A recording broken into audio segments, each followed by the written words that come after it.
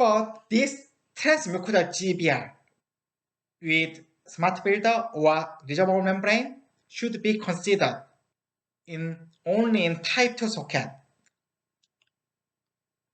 But type 3 socket, lack of soft tissue cases, you should do delayed implant placement.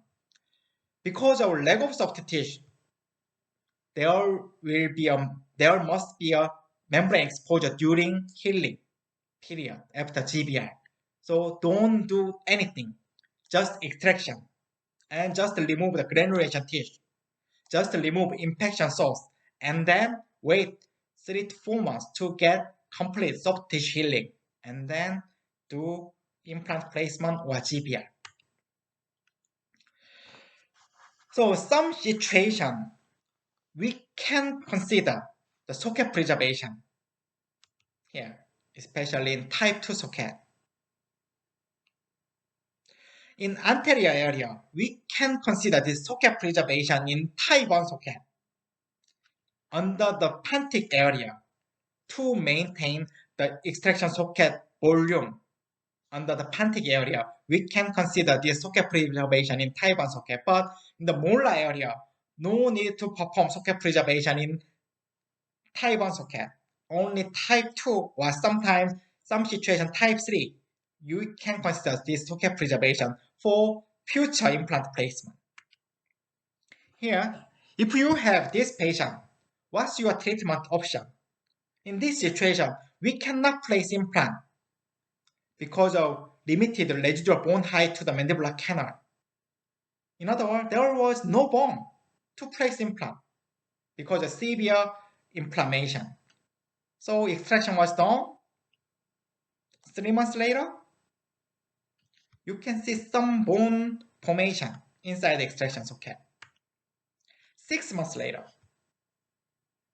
more bone formation. 9 months after extraction, implant was placed. Single implant was placed. I waited for 9 months to get bone regeneration. 9 months is quite long. During waiting, the opposite tooth can extrusion. During waiting, extrusion of opposite tooth can occur.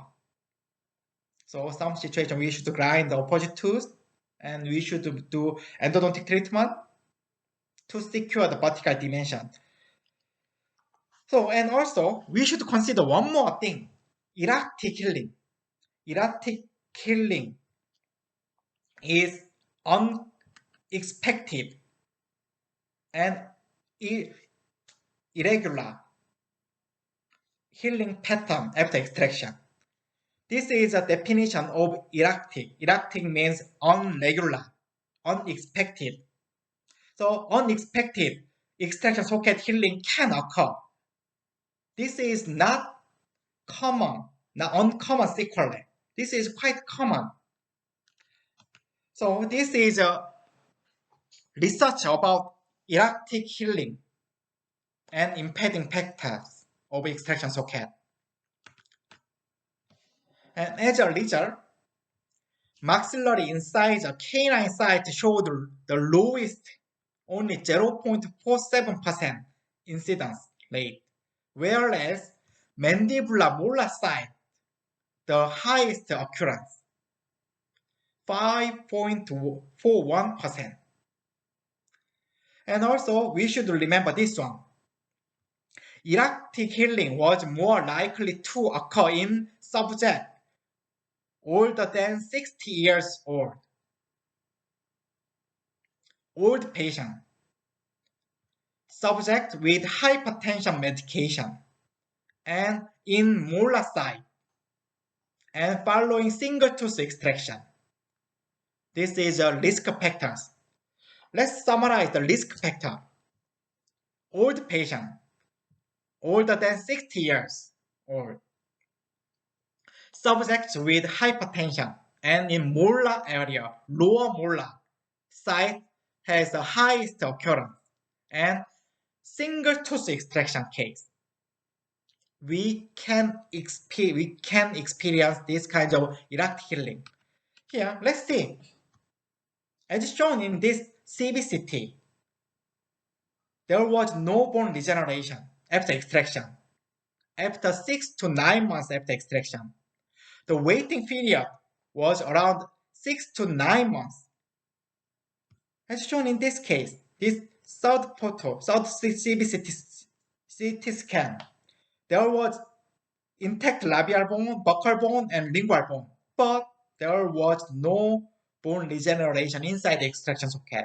This is unexpected healing pattern. So we can call this kind of healing pattern as erratic healing. So this is a research about this erratic healing. Old patient and lower molar and hypertension patient and single tooth extraction. So this is my indication of molar socket preservation. This is my indication of socket preservation in molar. In old patient, this patient age was 70. Also, this patient had medication for hypertension. So high risk patient of this erratic healing. So after extraction, in this case, in this tooth, and also as shown in this panorama, there was severe inflammation and infection. Can you grab the impacted side? Can you grab the impacted side? And sometimes, can you place implant in the impacted side? Yes. Only if the infection source is removed completely. And also, only if the blood supply is sufficient. And only if graft could be well contained. And only if graft could be stabilized immobile. In this situation, under this situation, we can place bone graft material in the impacted side. So we should remove infection source completely. So grinding inner socket wall is quite important. And also by exposing the bone marrow, we can get blood supply. And also we should consider the shape of extraction socket. If the graft material could be well contained by the remaining bone wall, we can put graft material into the extraction impacted side. So, but molar extraction socket is quite big. So, which one is better, primary closure or opening? Should we make an incision and should we move the buccal flap coronally to get primary closure? Or should we leave the extraction socket openly? In this case, I extracted this T-tooth and socket preservation, bone packing was done after complete granulation tissue removal.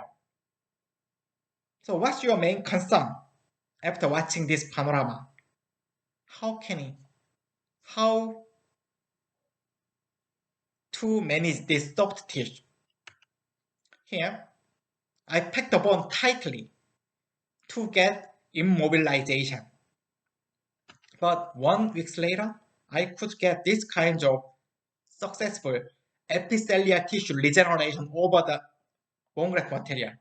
How could I get this kind of beautiful result without suture, without incision, without membrane?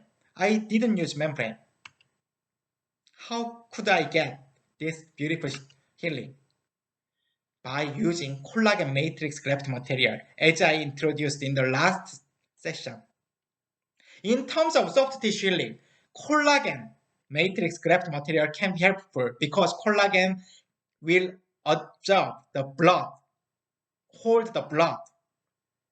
And over this collagen, we can expect soft tissue regeneration. Because in the collagen, usually used as a dressing material. here, open healing can be more predictable after placing collagen matrix bone graft material. So let's see, in this case, in the left upper postmolar area, there was a severe infection and severe bone resorption here. So can you see? Sound soft tissue, but entire palatal bone was gone. So this is not septal bone, this is just granulation tissue. So after extraction, I remove the entire granulation tissue after making incision. This is not bone, granulation tissue. And then in this situation, the granulation tissue was adhered to the bone, extraction socket bone, firmly. So to remove the granulation tissue completely from the inner socket wall, I grinded inner socket wall with this crest remover from the essay kit, as I introduced before. Grinding was done. In this way, I could expose the bone marrow, so I could get sufficient amount of blood supply and bone form cell supply. And then, in this case, instead of particulated bone graft material, you place collagen matrix graft material to the extraction socket. And then to stabilize, to get immobilization of this collagen matrix bone graft material, whole cross material suture, figure of 8 suture was done to press down this graft material. And then opening was done. Yeah, this is panorama after socket preservation. Yeah, the graft material was placed firmly, tightly in the extraction socket. Yeah, there was no palatal bone, whereas the buccal bone was so nice, intact.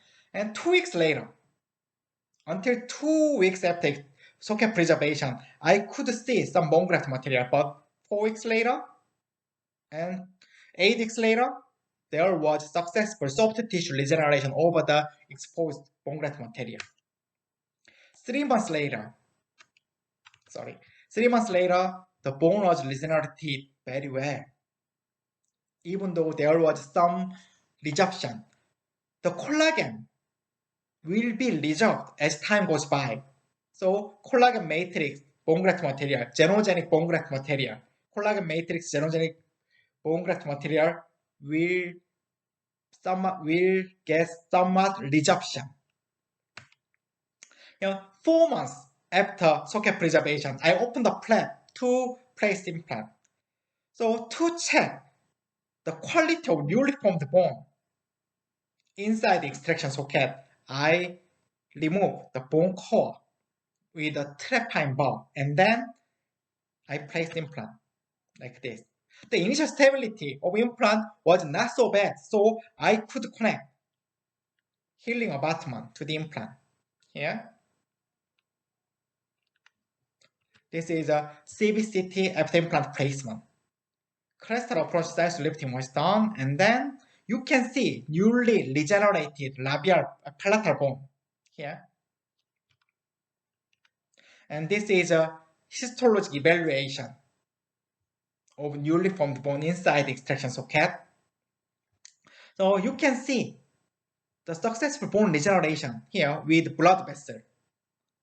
So bone regeneration pattern was so nice. 4 months after implant placement, final prosthesis was fabricated and delivered here. And then this is a photo after final prosthesis delivery. By performing the socket preservation in type 2 socket, I could hold the soft tissue and I could regenerate the bone inside the extraction socket, even though the defect size was so big. Here, this is a CBCT after final prosthesis delivery.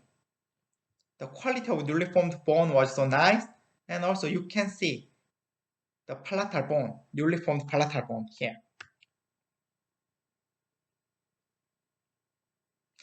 So, as shown in this case, when the defect size is quite good and soft tissue is quite good, sorry, when the defect size is quite big, but soft tissue quality is quite good in this situation, for future implant placement, you can consider this socket preservation. Immediate socket preservation. Immediate after socket preservation. Here, no palatal bone. But 3 months later, bone was regenerated somewhat. But 4 months later, the bone was regenerated successfully. Well, here. But some dentists recommend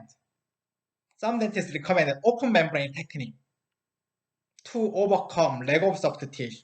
Here, after extraction, to perform socket preservation. In this case, socket preservation with DPTF membrane was done. You pack the bone inside the extraction socket, and then DPTF membrane was placed to cover the graft material, and then soft tissue closure was done.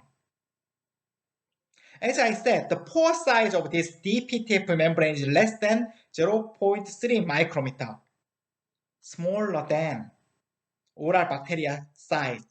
So we can perform open membrane technique with this DPTF membrane, but I don't like this.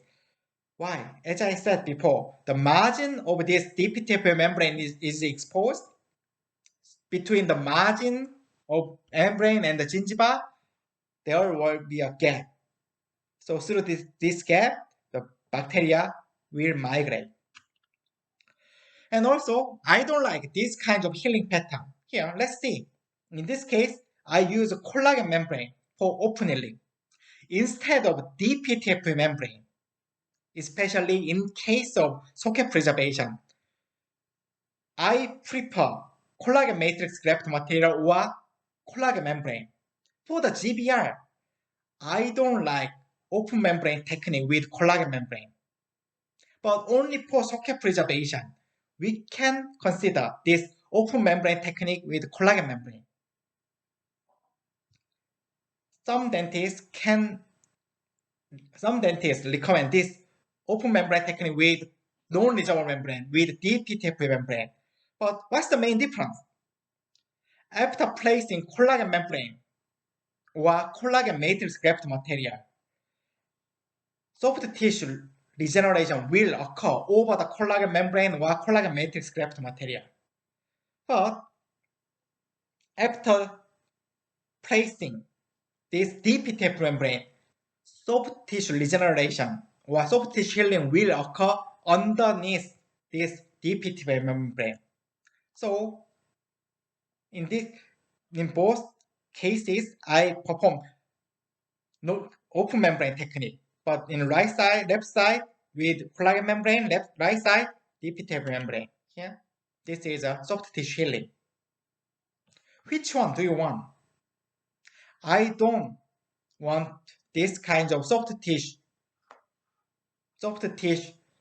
slipping, soft tissue defect. I don't want this soft tissue defect. So for that reason, I like this collagen membrane for socket preservation as an open membrane technique. Instead of this collagen membrane, I prefer in this case collagen matrix graft material. Finally, in type 3 socket, lack of soft tissue and lack of buccal bone defect. In this case, don't do anything, only extraction should be done, and then wait 3 to 4 months, like this. After complete soft tissue healing, you can evaluate the bone. So you can evaluate the amount of bone augmentation required. So you can do GBR first and then implant placement, and you can place implant along with GBR after complete soft tissue healing. So to summarize, in the type 1 socket, sound top stitch and sound bone. In this case, immediate implant placement in the molar. So please place implant at the along the septal bone. And type 2 socket. If you can get initial stability by placing implant in the septal bone, immediate implant placement can be considered. But to regenerative buccal bone defect, we should do GBR. Transmucosal GBR should be considered to overcome lack of soft tissue with reservoir membrane or smart builder. In type 2 socket, in other type 2 socket, other situation in type 2 socket, if you cannot place implant, in this situation, we can consider the socket preservation. But open healing should be considered. So collagen matrix graft material should be considered. And type 3 socket, don't do anything. Just extraction, and then wait 3 to 4 months, and you can place implant along with GBR. Delayed implant placement should be considered in type 3 socket. So this is the end of my GBR course, online GBR course. And thank you so much for watching. And I wanna hope to make a Q&A session. Because of time difference between Korea and your countries, I could not get simultaneous lecture, online lecture. So if possible, I could make some Q&A session. So I will discuss about this with Austin. And if possible, I wanna meet you guys all again in Q&A part. And thank you so much. And if you need any if you have any question, so you can send email to me. And I was so happy to share my surgical experience and my thought with you guys in online. And I hope to see you guys all again after this coronavirus. So stay safe and hope to see you again all. Thank you again and goodbye.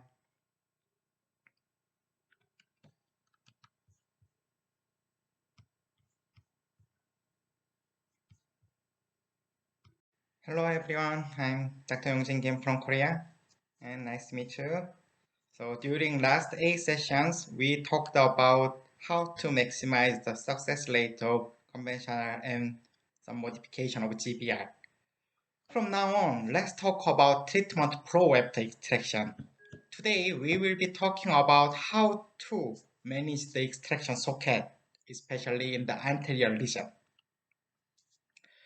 As you all know, during very early healing period after extraction, the thin labial bone will be gone because of loss of blood supply. Have you ever heard about bundle bone theory? Bundle bone is a tooth delineating cortical bone. The thickness of this bundle bone is around 1.0 millimeter, exactly 0.8 millimeter. Anyway, the main blood supply to this bundle bone is blood supply from periodontal ligament. So after extraction, this periodontal ligament will be gone. So the blood supply to this bundle bone will be gone. So this very thin bundle bone will be gone during very early healing period after extraction. But in the anterior region, 2 to 3 millimeter of most coronal bone wall, most coronal labial bone wall is mainly made of bundle bone.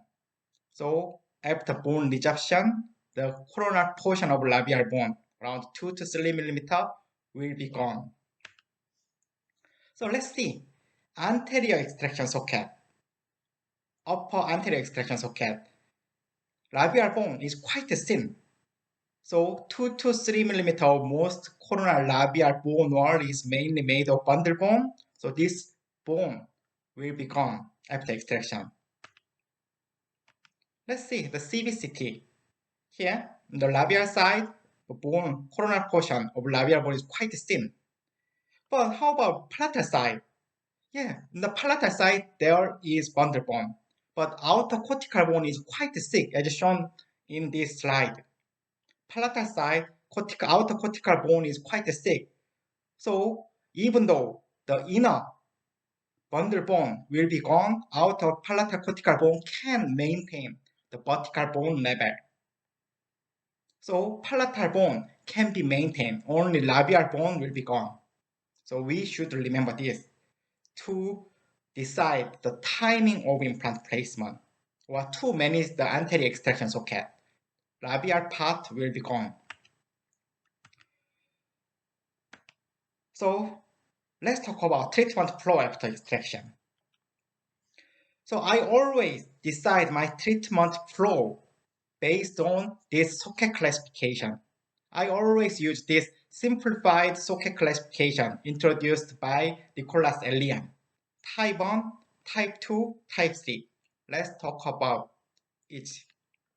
This one, Type 1 socket, sound soft tissue and sound bone.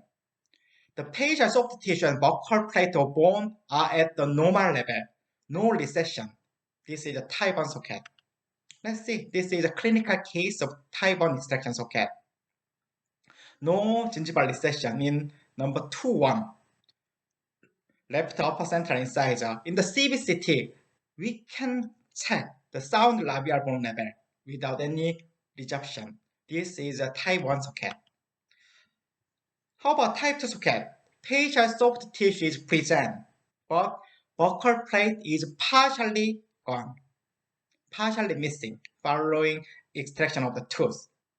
Here, in this case, this patient reported to my clinic because of tooth fracture, crown and root fracture in this area. Now, can you expect the type of this extraction socket? In the clinical view, we cannot expect. But in the CBCT, I was not sure that the labial bone was intact or not, because in the CBCT, I could not confirm. Here, so after extraction, I checked the labial bone integrity with the surgical curette.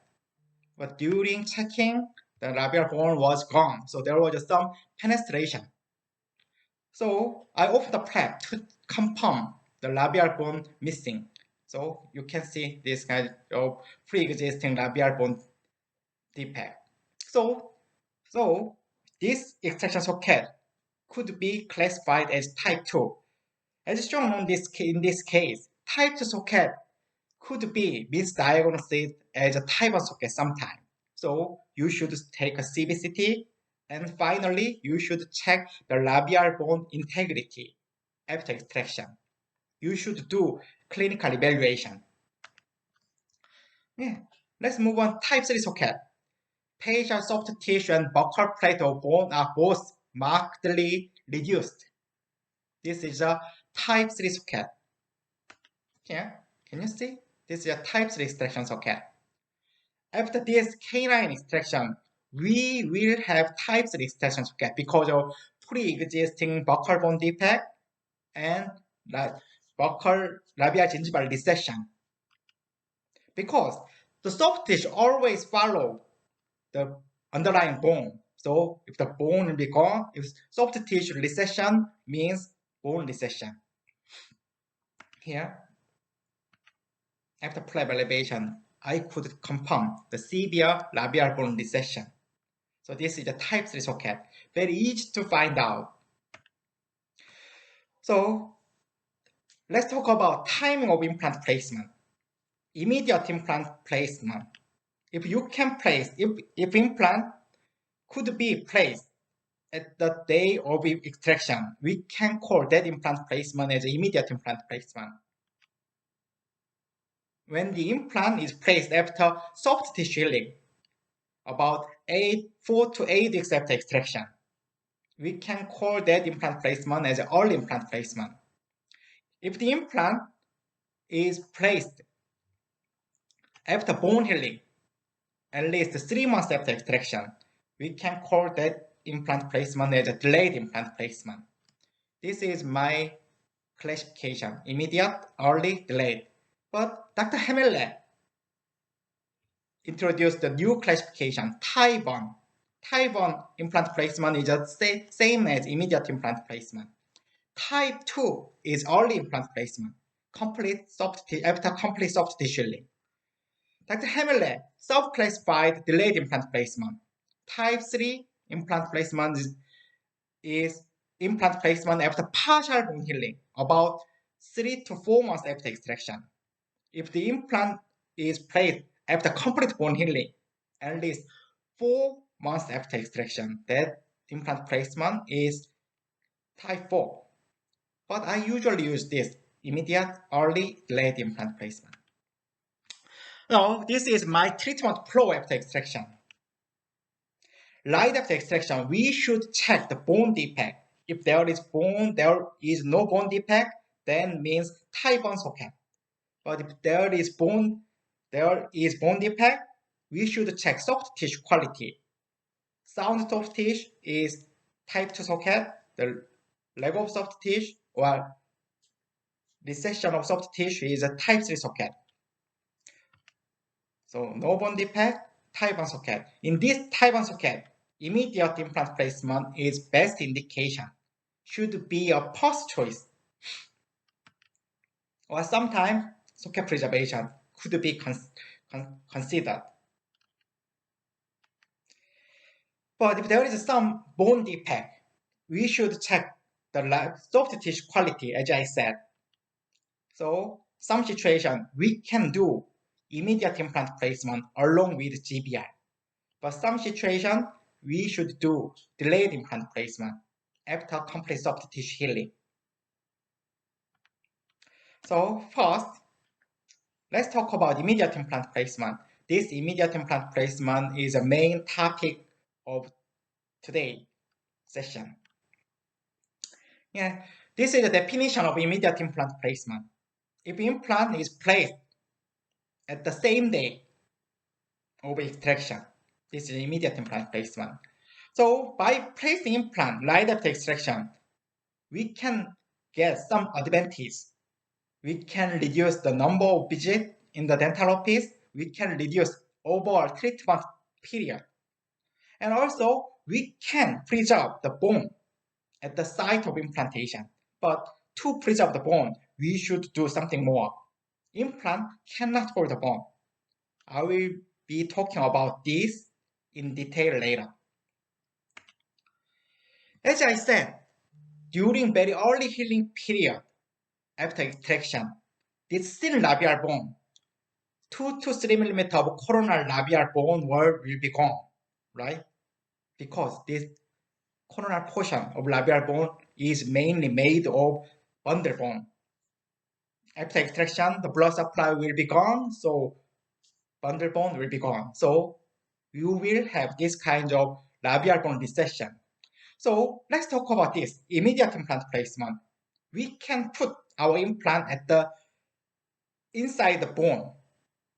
But early implant placement case, you will lose the bone, labial bone. But late implant placement, I don't like. You should do massive GBR. But to preserve the labial bone, extraction is most important. So in the anterior region, for successful and simple and predictable immediate implant placement, you should extract the tooth well. Atraumatic extraction should be done. So when grinding the tooth, you should save the alveolar bone. So why should we do planless extraction and planless implant placement? And also, why should we do atraumatic extraction? So let's think about the blood supply to this thin labial bone plate.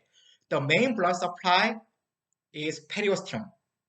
Second blood supply is bone marrow. Inside the bone marrow, there are sufficient amount of blood vessels.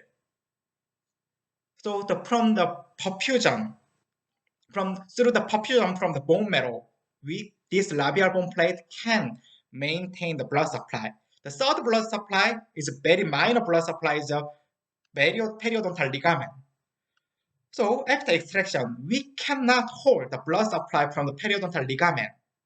But we can, if we can save the blood supply from the periosteum and bone marrow, we can decrease the amount of labial bone resorption after extraction and after implant placement. So to hold the blood supply from the periosteum, premise extraction and premise implant surgery should be emphasized when placing implant immediately in type 1 socket. For type 2 socket, we should open the flap, but only in the type 1 socket. Also, to maintain or to hold the blood supply from the bone marrow, Atraumatic extraction should be done. We should not give any trauma to this labial bone plate because the basal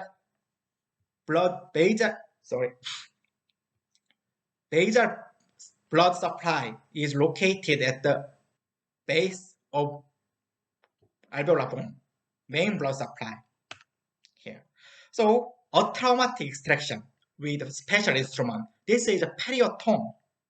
To cut only periosteum, do not crush the alveolar bone. So to cut the periosteum only, I usually use this periotom. Also, if possible, do not elevate the flap. So if you give too much force when extracting the tooth in the upper anterior area, you will cause the labial bone plate microfracture. You will cause labial bone fracture, micro or macro fracture will occur. So blood supply from the basal artery will be decreased. So you will have severe, more bone resorption,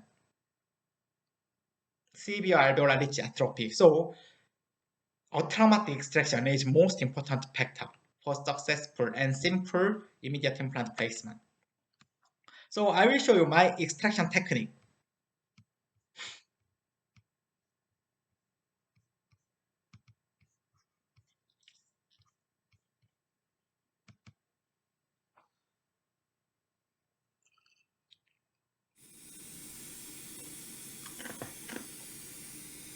As shown in this video, this is type 1 socket. In the CBCT, I could confirm the labial bone, sound labial bone. This is a periotom. Insert periotom and mallet, tap tap tap, to cut the only periodontal ligament. If I used the elevator, the interproximal bone was crushed. This is wide periotom. Start with very thin periotom and then increase the width like this. As the periodontal ligament is cut,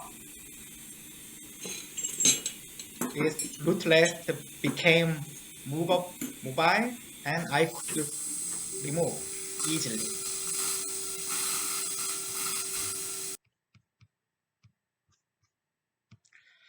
In this way, Atraumatic extraction should be emphasized.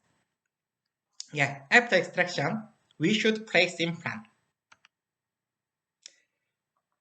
So when placing implant in anterior extraction socket, we may experience these kinds of buccal rotate out. Usually, we should place implant along the palatal wall, but TS3 is a taper body implant. In this day, the current trend of implant design is taper body. So when placing this taper body implant, just like a TS3, strong and hard palatal wall, palatal extraction socket will push the implant coronal portion. So as a result, implant could be buccally rotated out. We may experience this one. So angulation of implant will not so good. So the position of implant will not so good. So drilling during drilling, we should consider this. We should prevent this buccal rotating out.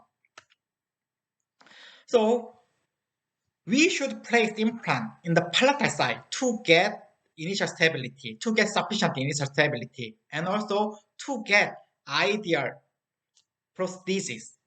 Anyway, we will be talking about this palatal position of anterior immediate implant later.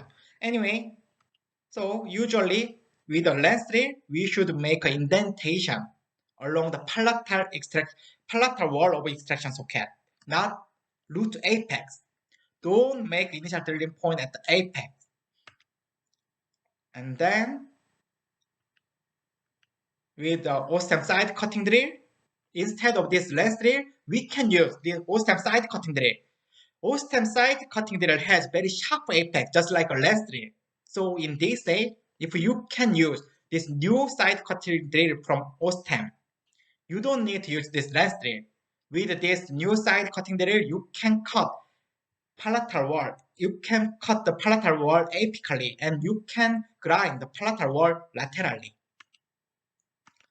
And then to prevent buccal rotating out, we should grind the palatal wall with this side cutting drill. And then taper drill should be used making contact with palatal wall like this. All drill should make a contact with the palatal wall of extraction socket, and then implant should be placed along the palatal extraction socket like this. The implant should be positioned under the cingulum of definitive restoration, not under the incisor edge. So the shank of drill, we can call this area as a shank of drill. This drill shank should be positioned under the cingulum, not incisor edge. So when drilling, you should imagine the ideal shape of anterior prosthesis, and then the drill should be placed through the cingulum of imaginary restoration. And implant also should be positioned under the cingulum of definitive restoration, not incisor edge. So this is my ideal, my favorite implant position and angulation. As we all know, this is a cingulum, this is incisor edge. The implant should be positioned under the cingulum. According to the implant angulation, implant position could be changed. So if you start drilling from the palatal wall, if your drill is tilted to the buccal side, this will be a final position of implant. So this is just acceptable. But how about this one? Even though the drilling was started from the palatal wall of extraction socket, because of two buccal inclination, the position is not so good. The coronal position of implant is not so good to make ideal and aesthetic crown. So don't place implant like this. So let's think about this case. In this case, if I drill like this, what will happen? If I started drilling, my initial drilling from the root apex, what will happen? The labial bone was perforated, so I should open the flap widely to the apex, and I should do GBR. And also, final coronal position of implant was not so good. So to avoid this situation, I usually use this side cutting drill. Cut palatal side, make an initial drilling point at the palatal side of extraction socket, and palatal side cortical bone should be grinded. And then I place implant along the palatal wall of extraction socket. So implant site preparation should be different. Like this. So to evaluate the angulation of drilling, it will be much better to connect all drill to the drill extension, as shown in this slide. This drill extension should be positioned slightly palatally. Usually, when drilling, you should connect the labial surface of adjacent tooth like this. You should make an imaginary line connecting the labial surface of adjacent tooth. So this drill extension should be positioned palatally to this imaginary line like this. So by connecting the drill to the drill extension, we can evaluate the angulation of drilling easily. And then after intermediate drilling with a 3.5 taper drill or 4.0 taper drill, so after intermediate and final drilling, just before implant placement, if you really want to measure the angulation of drilling, you can put the taper drill to the drilling side. As I said, this is a drill shank. Drill shank should be positioned under the cingulum, not inside the head. So let's see the drill shank. This is a Taiwan socket. So I connected drill to the drill extension, and now I'm making initial drilling point with a side cutting drill along the palatal wall. And then take a drill.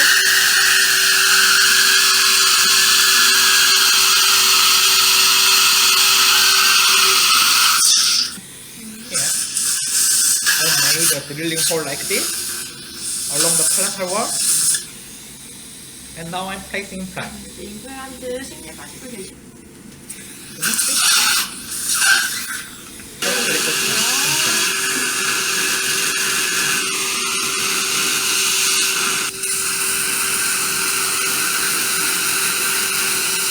During drilling, if you don't like your spot drilling angulation, you can, so at that time you can change the angulation by using side cut drill.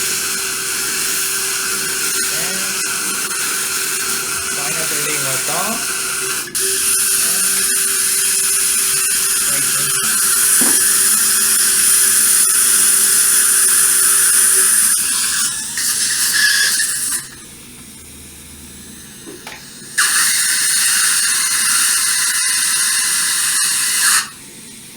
Here, this is lateral incision. Can you see? This is drill extension. This is the labial surface. Always draw the imaginary line like this, and this drill extension should be positioned slightly palatally.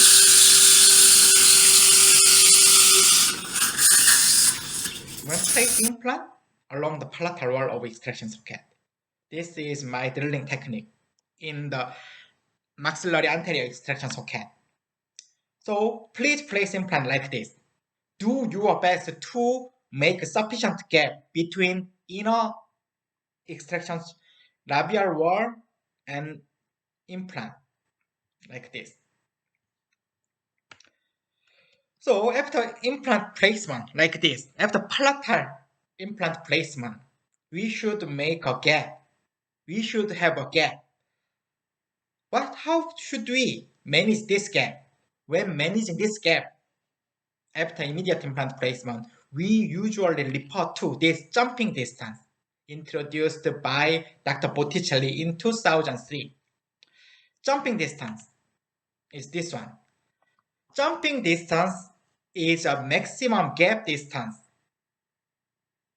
which can be filled with natural bone without any bone graft material and membrane. Jumping distance is known as 2.0 mm.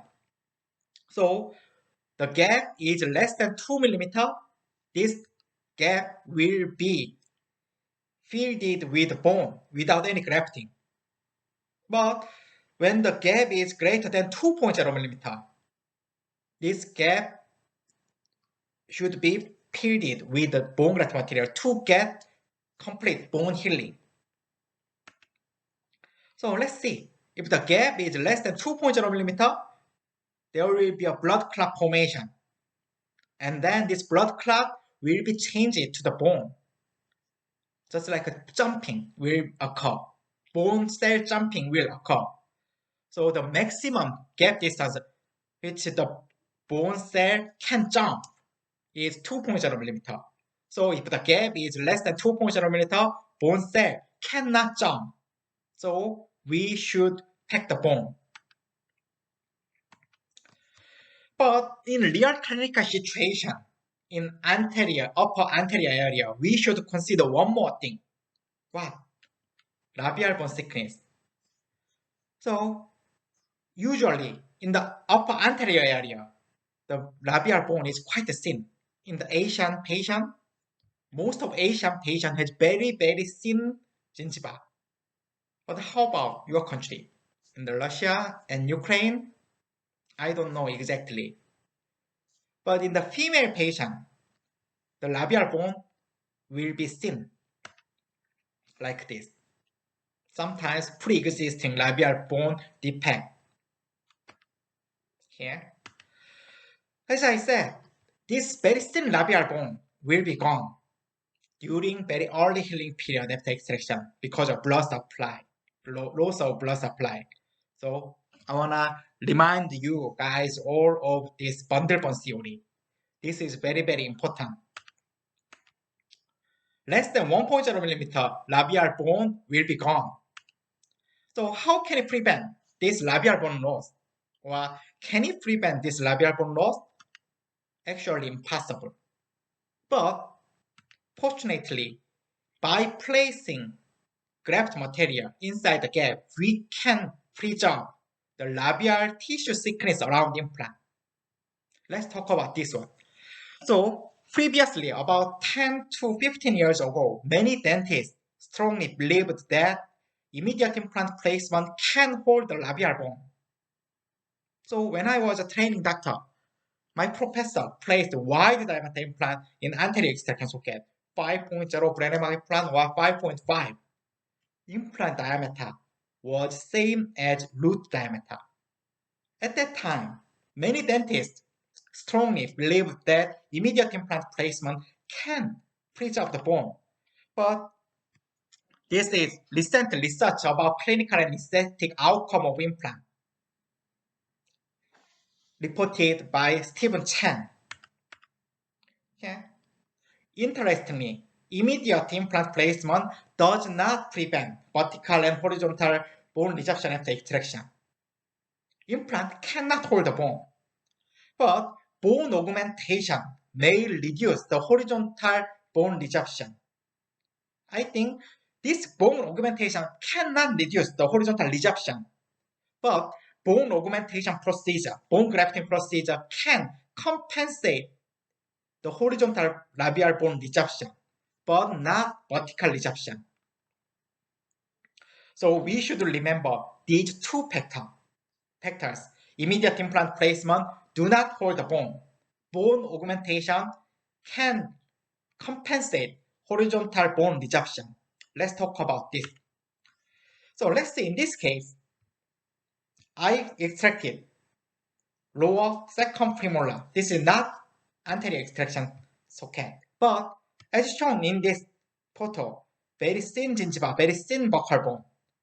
When placing implant in the premolar area, immediately the concept should be same as anterior extraction socket. Anyway, this is a panorama.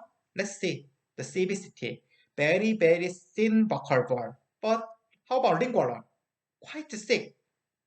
Thicker than 2.0 millimeter. Same as the anterior extraction socket. Anyway,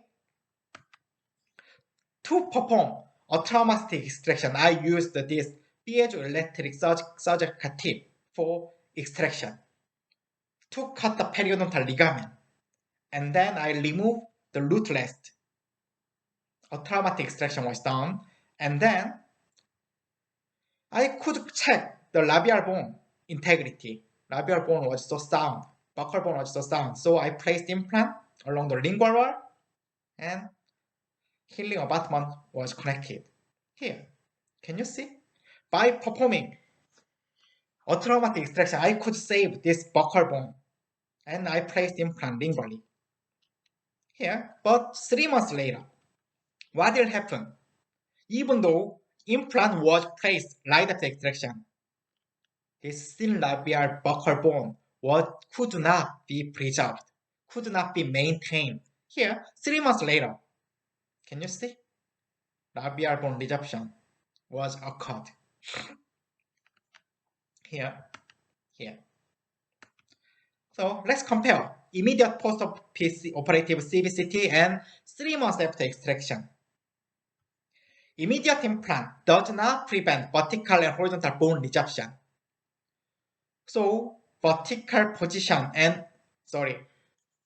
the horizontal position, labiopalatal position of implant is most determining factor to prevent implant thread exposure after labial bone resorption.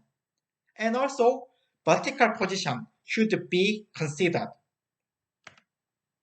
As shown in this research, here, before extraction, very thin buccal bone could be maintained because even though this buccal bone thickness is less than 1.0 mm, this buccal bone could be maintained. Why? Because of the blood supply from the periodontal ligament. So, around the natural tooth, very thin labial bone can be maintained because of the blood supply from the periodontal ligament. But implant has no periodontal ligament.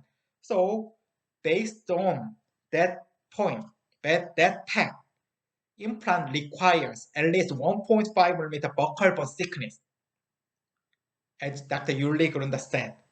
So during the GBR session, I emphasized the thickness of newly formed buccal bone. The buccal bone thickness should be greater than 1.5 to 0.2 mm. Anyway, bone resorption is not avoided, not prevented with an implant alone. So we should do something more to maintain labial tissue thickness around the implant. So thickness of labial tissue can be maintained through bone graft.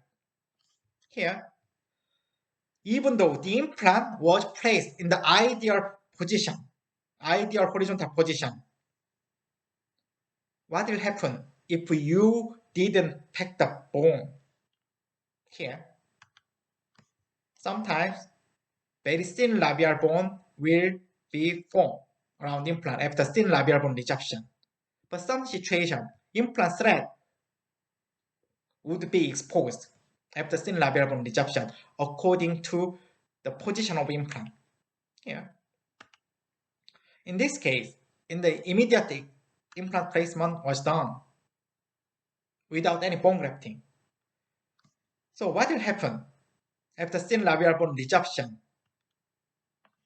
You will experience this situation. If your patient has very thick gingiva biotype, implant thread will not be exposed outside gingiva. But if your patient has very thin gingiva biotype, as shown in this case, here, implant thread itself, implant surface itself could be exposed outside gingiva.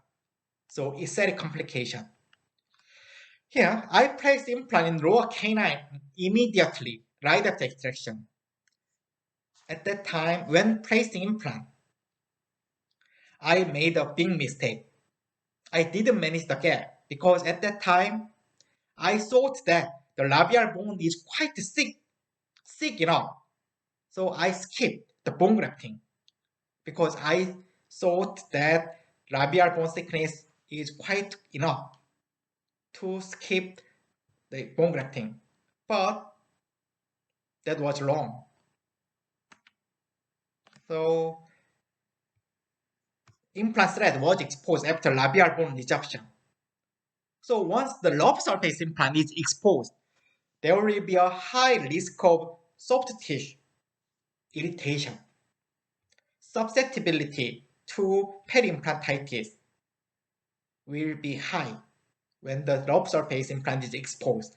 Anyway, because of recurrent gingiva swelling and bleeding, so I decided to open up the gingiva to check the condition.